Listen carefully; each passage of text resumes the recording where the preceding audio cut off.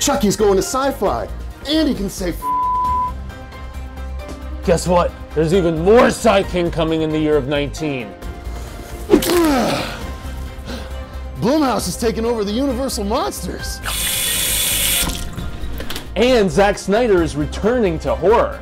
All that and more on the return of the Horror Show News with Booze.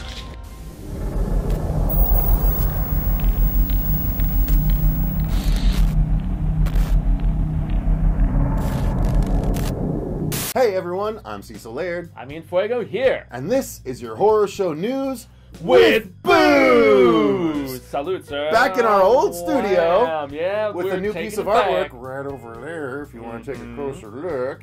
But guys, we decided to go back to the old format of the Horror Show News with Booze, at least for one episode, because quite frankly, the last time we did this, I think we had 3,000 subscribers. Yep, so, it's been a hot minute, and now we have nearly 25,000! Yeah, we're about 5 times as big as we were when we did this the last time, so we're going to go ahead and do it again, and see if you guys prefer the format where we just stand and talk about the stories with them up here like Sports Center style. And also live with your input, or should we pre-record? Would you rather this? Because now we're doing our live streams on Sundays with the crew rather than just us two. So you get some Von Slaughter flavor. You'll still get your news if we go this way. And so, you know, you tell us what you prefer. So let's get into it. Yeah. In my top story, one of my favorite slashers and serious cult favorite among fans, Chucky himself, will apparently be stalking the Sci-Fi Channel some point in the very near future. Not to be confused with the Child's Play reboot we'll be getting later this year,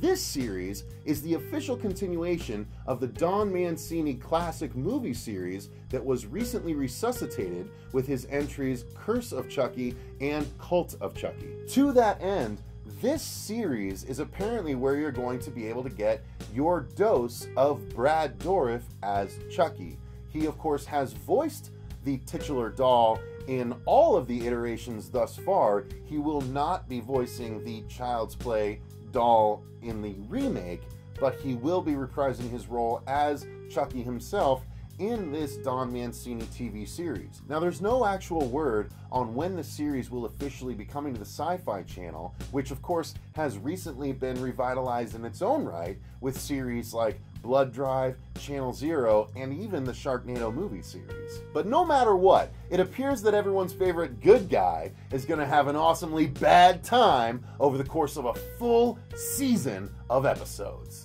And in my top story, constant readers of Psy-King like yours truly are probably as stoked as Annie Wilkes herself having her favorite author subdued in her bed about how the year of 19 is starting to transpire. Besides the Pet Sematary remake in April, we also have It Chapter 2, which is coming in September, In the Tall Grass on its way to Netflix at some point in time this year, and Creepshow re-envisioning on Shudder, and Mr. Mercedes on the AT&T Audience Network. Stephen King also announced this past week that The Institute, a near 600-page monster, is going to be coming on 9/10/2019. 9 plus 10 equals 19. Yeah, I know, which you know was so deliberate on his part, man. And if you want my full thoughts on that, you can check out the news bite from earlier this week, but 2 other big bits of information dropped, most notably the fact that Josh Boone is finally getting to do The Stand as a 10-part installment on CBS All Access, officially confirmed and going to series. But for me, possibly even more exciting is the fact that we don't have to wait until 2020 to get Mike, the Haunting of Hill House Flanagan's sequel to The Shining. It's entitled Dr. Sleep, and it is coming now on November 8th of 2019. So with all of these pieces in play more so than ever before, yeah, I think it's good to be the king.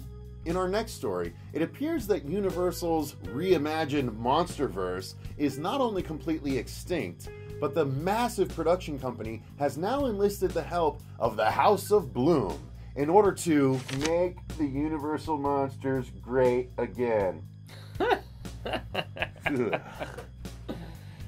Now, the reasoning for this decision can be summed up very easily by a quote from Universal's president of production. Throughout cinematic history, Universal's classic monsters have been reinvented through the prism of each new filmmaker who brought these characters to life. We are excited to take a more individualized approach for their return to the screen, shepherded by creators who have stories they are passionate to tell with them. The first of the Universal monsters to receive this reimagining treatment is the Invisible Man, who is due to be helmed by Leigh Whannell, who is hot off of the success of 2018's action thriller Upgrade. So obviously no word yet on whether Blumhouse or Leigh Whannell can breathe life back into these classic franchises, but I'll tell you what, if they can, then horror fans everywhere will be yelling, "It's alive! They're alive!" And in my second story, with Instasham and Facebook being all the rage with the 10-year challenge, it was quite interesting for the team behind the promotion of Zombieland Doubletap getting in on the action this past week and showing a side-by-side of the cast a decade ago and today. With the exception of youngster Abigail Breslin, co-stars like Woody Harrelson, Jesse Eisenberg, and now Oscar winner Emma Stone are all aging like a fine wine, or Tallahassee's beloved Twinkies, or my beloved Salma Hayek, in contrast with some of your ex-girlfriends from the fake book in high school. And with the entire creative team returning for this project, plus the addition of Rosario Dawson, everybody in the horror community is supremely hopeful that we will see something beyond a turd in the wind like Venom from Mr. Ruben Fleischer. And in my final story today, one of the absolute hottest video game properties around right now is actually one that is over 20 years old. Currently, Resident Evil is capturing a lot of the public's attention because A, the Resident Evil 2 remake has just recently launched on Xbox, PlayStation, and the PC. So this is a fully redone version of the original Resident Evil 2 game from I think 1998. This one actually is done in the third-person perspective like the more recent Resident Evil games, and so it is garnering a lot of attention. A, for being fantastic, and B, for being just so well remade as a horror game. There have been a lot of game remakes in recent years, and this stands head and shoulders above most of them. So that's been getting a lot of attention. And then also we found out that Netflix is apparently putting their time, effort, and money behind a Resident Evil TV series. Now, this TV series is supposed to delve deeper into the actual original Resident Evil storyline and actually give us a bit more than we got in even the original games. However, all of this is as yet unconfirmed. Now, this new Resident Evil iteration will of course have nothing to do with the previous 6 films that we've gotten as an adaptation thus far, so of course that in turn means no Lilu Dallas Multipass for this new series. However, it is nice to think about the fact that we're going to finally have some new blood for these Resident Evil zombies to sink their teeth into. Am I right? Yeah! Bammer! Now, there is no official word on story or actors or anything like that, just what I've mentioned in that they are attempting to deepen the lore beyond what the original games presented to our audiences. So whether you're a fan of the old school Resident Evil video games, whether you actually liked that 6-part movie series, or whether you were just into the idea of a brand new iteration of the property, make sure you remember the fact that in Netflix we trust. Usually.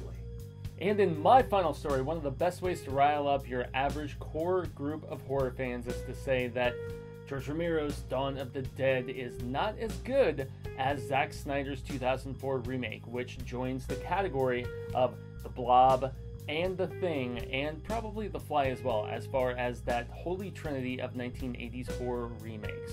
That sort of horror notoriety from Snyder's lone collaboration in the genre with none other than James Gunn is the reason why so many fans are supremely stoked about the fact that Army of the Dead, a heist film set in the zombie universe, is headed to none other than Netflix sometime this year. And since we all know Zack Snyder left a bite mark before with this particular genre, I am personally hopeful that he is going to be envisioning every WB exec that fired him from Justice League as he is framing up these shots for a new zombie adventure for none other than Netflix, because we trust in Netflix? No, honestly, I don't think that he has made a bad movie at any time in his career. Well, Sucker Punch is just okay, but yes, I personally trust in Zack Snyder.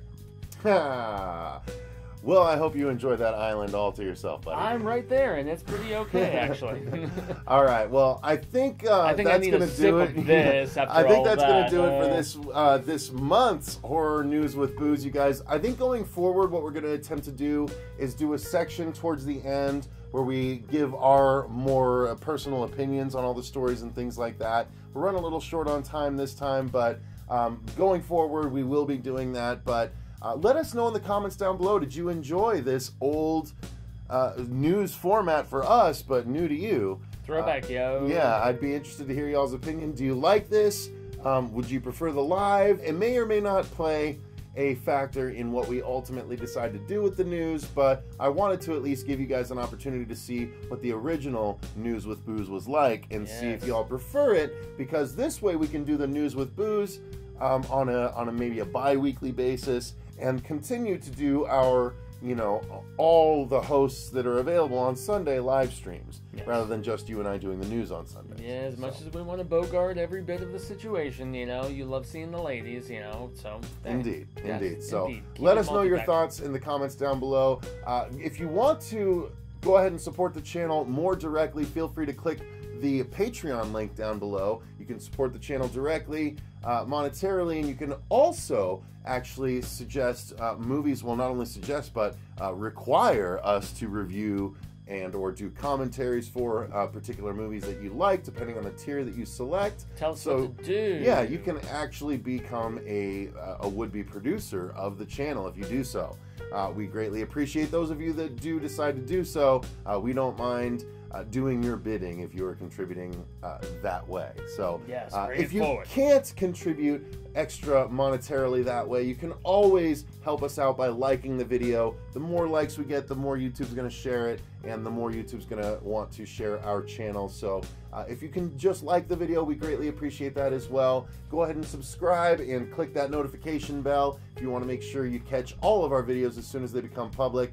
But for now, I think that's going to do it for the Horror News with Booze. Until next time, I've been Cecil Laird. Gracias. I've been Jaime Fuego. And remember, stay scared.